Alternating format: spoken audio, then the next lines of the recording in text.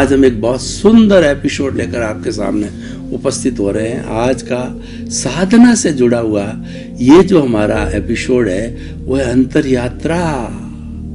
इसको कुंडलिनी जागरण भी कहते हैं। ये ऐसा एक प्रैक्टिकल प्रयोग है कि इस प्रयोग को अच्छी तरह से किया जाए और व्यक्ति रोज करे तो आपकी जितनी भी नकारात्मक सोच है, आपकी जितनी भी जो एनर्जी है जिसको कि प्राण ऊर्जा कहते हैं, और ये प्राण ऊर्जा जो अधोगामी होती है, जो नष्ट होती है, उसको रोका जा सकता है। देखिए हमारी प्राण ऊर्जा कैसे बनती है, पहले हम थ्योरी समझाते हैं आपको।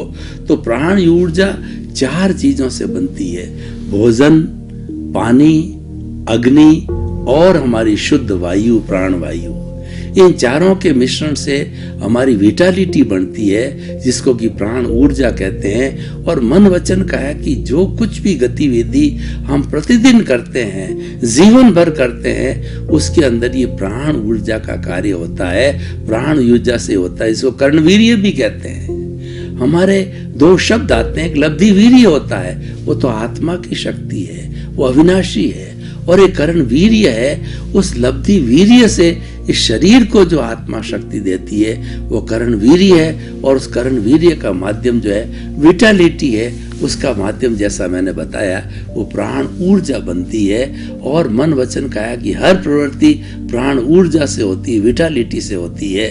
तो ये विटालिटी हम पैदा करते हैं तब ही हमारा जीवन आगे चलता है। और जिसकी विटालिटी सक्रिय होती है वो व्यक्ति एक्टिव होता है, वो व्यक्ति ज्ञानी होता है, और व्यक्ति जो है वो राग द्वेष से मुक्त होता है। तो उस विटालिटी को प्राप्त करने के लिए, उस जो है हमें ज्ञान को प्राप्त करने के लिए, और साथ साथ के अंदर हमारी जितनी जो विटालिटी नष्ट हो रही है उसका सदुपयोग करने के लिए ये प्रयोग किया जाता है। नॉर्मल व्यक्ति जैसे पशु पक्षी है, तो पशु पक्षी जो है वो जितनी इसकी इनकी विटालिटी है, जैसे कि हमारा जो ये जो हमारे नीचे जो इंद्रिय है, इस इंद्रिय सुख भोग के अंदर जो है उसको वेस्ट करते हैं। कैसे?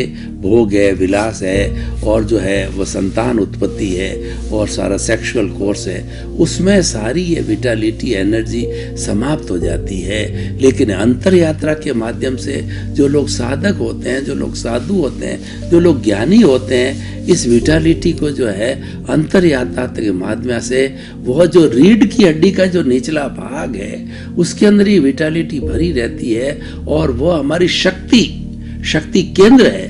रीढ़ की हड्डी का निचला भाग है वह शक्ति केंद्र होता है, और उसके नीचे जो सारा पोर्शन होता है वहां पे एक तालाब की तरह, एक समुद्र की तरह ये विटालिटी भरी रहती है। और ज्ञानी पुरुष जो होते हैं, साधक लोग होते हैं, इस विटालिटी को अंतर यात्रा कुंडलिनी जागरण के द्वारा जो है वो ऊपर उठा लेते हैं। कैसे उठाते हैं कि जो जहाँ पर जो भरी हुई है वहाँ पे, जैसे कि हम थर्मामीटर का ब्लेडर दबाते हैं, तो उसी तरह से हमारा गुदा को दबा करके और श्वास को भर करके, और रीढ़ की हड्डी का जो स्पाइनल कॉर्ड है उसके माध्यम के श्वास के साथ साथ में उस भरी हुई एनर्जी को पिछले हिस्से से ले जा करके, और फिर जो हम इसमें शस्त्र सार में ला करके जोड़ देते हैं। ये रीढ़ की हड्डी हमारी पीछे है, तो इसका मार्ग भी जो है उसके अंदर जो व्हाइट कॉर्ड होता है, उस कॉर्ड के अंदर मार्ग होता है, उस मार्ग के माध्यम से जो है हम इसको ऊपर की ओर उठा लेते हैं। और ये बार बार किया जाता है। इसके अंदर श्वास को भर करके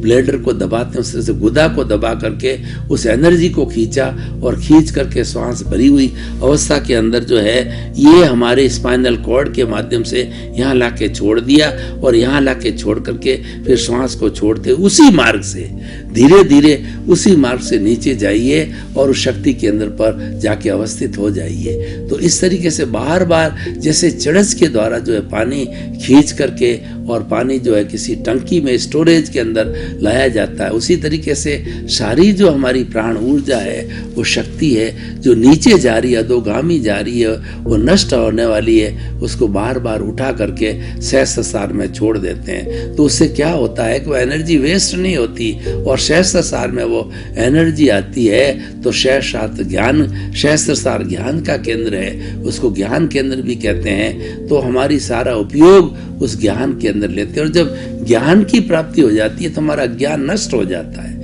अज्ञान को नष्ट करने के लिए ज्ञान की प्राप्ति होती है। अज्ञान एक आत्मा और शरीर के बीच में वेल्डिंग है। उस अज्ञान को हम ज्ञान के माध्यम से काट सकते हैं और ये ज्ञान जो है सारा सहस्त्र सार पे इकट्ठा होता है। कुंडलिनी जागरण से, अंतर यात्रा से, भीतर की यात्रा से किया जाता है। तो हम इसके लाभ आपको और भी बाद में बताएंगे। पहले हम थोड़ा प्रयोग कर लेते हैं। जो मैंने थ्योरी बताई उसके अनुरूप प्रयोग करते हैं। आंखें कोमलता से बंद, रीढ़ की हड्डी सीधी, एंटीना की तरह। अब आप अपने चित्त को शक्ति केंद्र पर केंद्रित कीजिए और जो श्वास को भरिए, श्वास को भरने के साथ गुदा से जो शक्ति केंद्र के नीचे पड़ी है, गुदा से ब्लेडर की तरह उठाइए।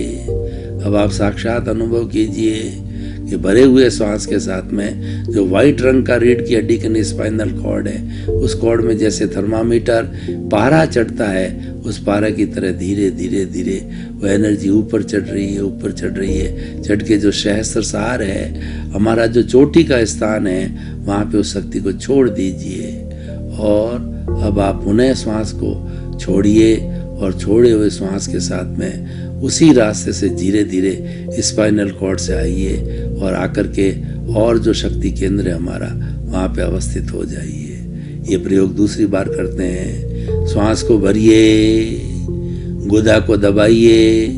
जैसे ब्लैडर के साथ में हमारी शक्ति खिंच गई है, तो भरे हुए श्वास के साथ इस शक्ति को धीरे धीरे स्पाइनल कॉर्ड के जरिए ऊपर उठाइए। धीरे धीरे देखिए कि थर्मामीटर के अंदर पारा चढ़ता जाते धीरे धीरे एनर्जी चढ़ रही है। उस एनर्जी को चढ़ने दीजिए और सहस्त्र सार पर ला करके छोड़ दीजिए। अब आप सांस को निकालिए और धीरे धीरे उसी रास्ते से स्पाइनल कॉर्ड से होते हुए धीरे धीरे आप शक्ति केंद्र पर आइए।